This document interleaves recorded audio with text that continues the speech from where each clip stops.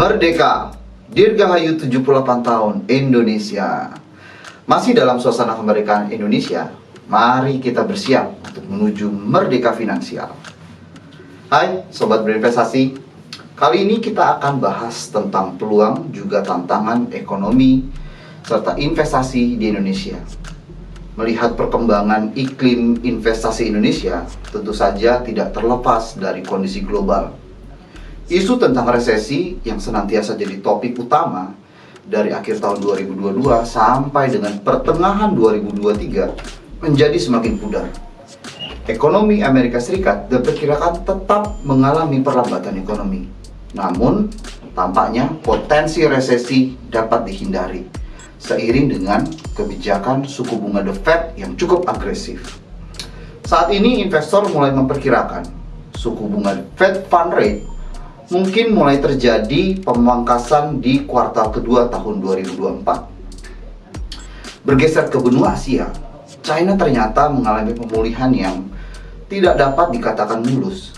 Selain beberapa indikator ekonomi yang ternyata berada di bawah ekspektasi, kini ekonomi China mulai dibayangi oleh kondisi utang dari sektor properti yang mulai jatuh tempo dan berpotensi tidak dapat dibayarkan atau default. Dilihat secara keseluruhan, kondisi global ini dampaknya dapat memiliki mix efek kepada ekonomi dan iklim investasi Indonesia. Data terakhir PDB Indonesia berada di kisaran 5,17%, yang menjadikan Indonesia jadi salah satu negara di anggota G20 dengan pertumbuhan dan pemulihan ekonomi yang sangat baik.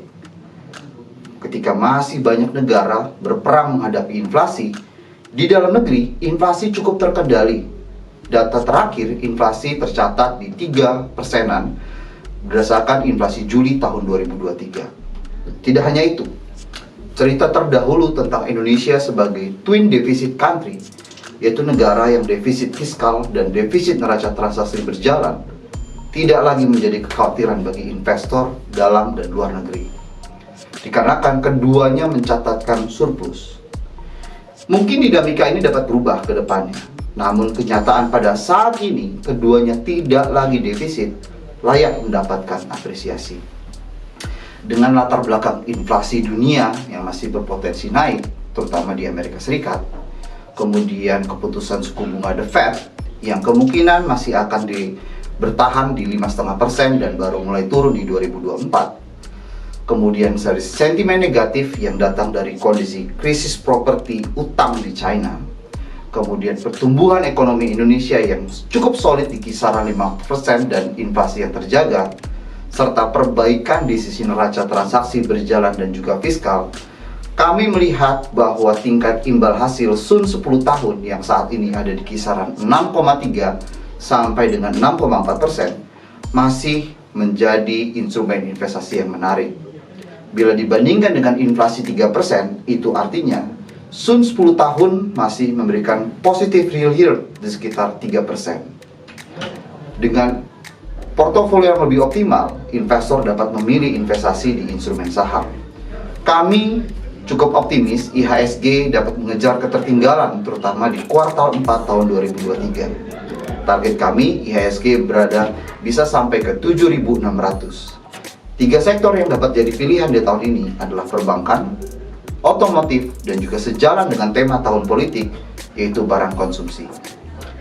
Di bulan Agustus, di bulan kemerdekaan negara kita, terutama investor dalam negeri, diberikan hadiah berbagai instrumen investasi yang memiliki potensi pertumbuhan yang menarik, baik di pasar obligasi maupun pasar saham.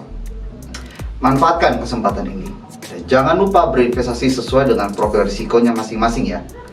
Merdeka negeriku, merdeka investasiku. Salam berinvestasi.